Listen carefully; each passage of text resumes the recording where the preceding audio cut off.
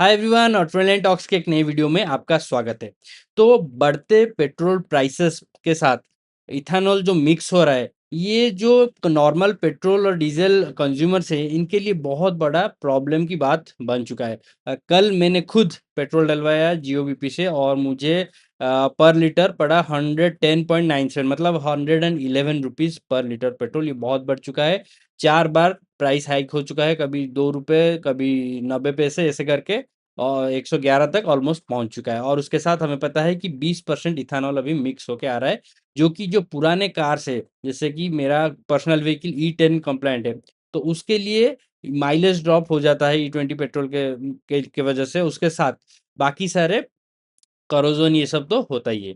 Anyways, तो इन सब का सोल्यूशन अभी के लिए है ईवी, लेकिन ईवी सबके लिए नहीं है। अगर आपका डेली रनिंग मिनिमम 50 किलोमीटर्स नहीं है, तो ईवी आपके लिए बिल्कुल नहीं है।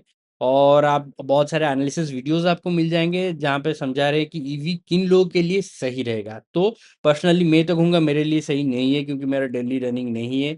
और शायद आपका भी केस ऐसा ही हो, तो इस केस में बैटरी का जो वारंटी होता है, वो पड़े पड़े ही लैप्स हो जाएगा।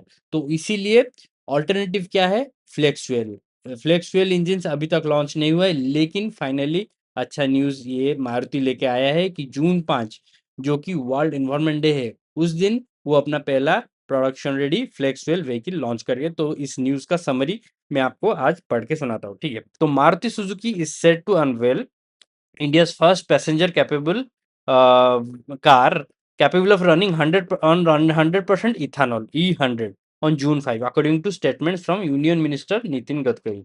The launch is expected on World Environment Day and could become a major milestone for India's alternative fuel ambitions. ठीक है, तो अभी 3 पॉइंट्स में इसको समझते हैं।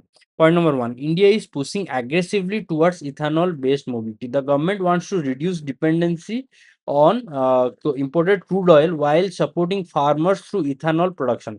Flex fuel vehicles can run on varying blends of petrol and ethanol, and this upcoming model may support up to E100 fuel. तो ये देखिए, अगर आप प्योर पेट्रोल डालते हैं, जो कि अभी के लिए जो अवेलेबल है, इंडियन ऑयल, एचपी में इनका 100% पेट्रोल वाला फ्यूल अवेलेबल है, लेकिन उसका पर लीटर कॉस्ट 160 रुपीज़ था कुछ महीने पहले, और ऑब्वियसली अभी और भी बढ़ चुका होगा, क्योंकि पेट्रोल प्राइस बढ़ रहा है।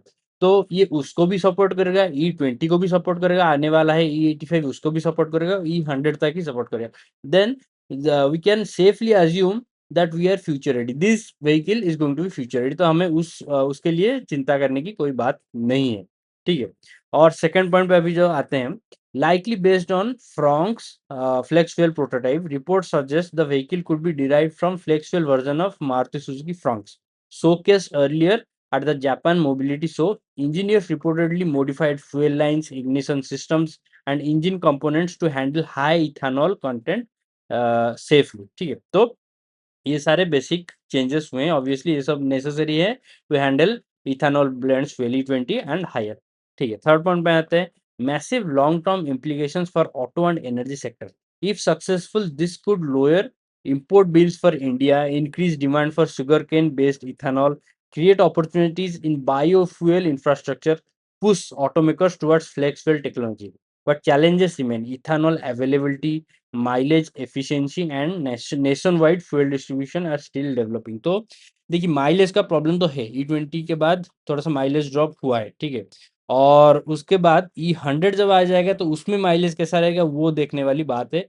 तो अभी के लिए बहुत सारे टेस्ट ड्राइव ये सब होगा जब व्हीकल लॉन्च होगा, तो उसके लिए हमें वेट करना चाहिए और देखना चाहिए कि फ्लेक्स फ्यूल इंजन कितना एक्चुअली एफिशिएंट है। And under different blends, I am sure जो ऑटोमोबाइल रिव्यूअर्स हैं, वो E100 पे, sorry not E100, pure petrol जो होता है 100% पेट्रोल, उसको भी डाल के टेस्ट करेंगे। E10 अगर अवेलेबल हुआ तो करेंगे, नहीं तो E20 करेंगे।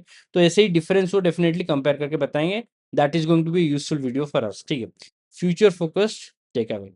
This launch is not just about one car, it signals India's attempt to build a multi-fuel future instead of relying only on EVs. तो ये डेफिनेटली नेसेसरी है, क्योंकि जैसा कि हमने डिस्कस किया, EV is not for everyone, ठीक है? If ethanol infrastructure scale successfully, flex fuel vehicles could become an important bridge between traditional petrol cars and fuel electrification. तो ये था overall summary on this topic. तो आपका क्या राय है, ओपिनियन में बताएं। और आपको क्या लगता है कि मारुति सुजुकी का जो ये पहला लॉन्च है ये सक्सेसफुल होगा या नहीं, क्योंकि वो ईवी भी जल्द मतलब लॉन्च कर चुका है अपना ई विटारा। तो उसका कैस रिस्पॉन्स कैसा रहता है वो कुछ महीनों में पता चलेगा। और मारुति सुजुकी बहुत रैपिडली मतलब नॉर्मल पेट्रोल से स्विच कर रहा है, नॉट स्विच, अपने मतलब जो प्रोडक्शन लाइन है उसको इंक्रीज कर रहा है, एक्सपेंड कर रहा है by adding EV and flex fuel engine verify in quick succession which is a good thing. ठीक है, तो थैंक यू फॉर वॉचिंग। आज के वीडियो के लिए इतना ही। I meet you next one, bye, take care.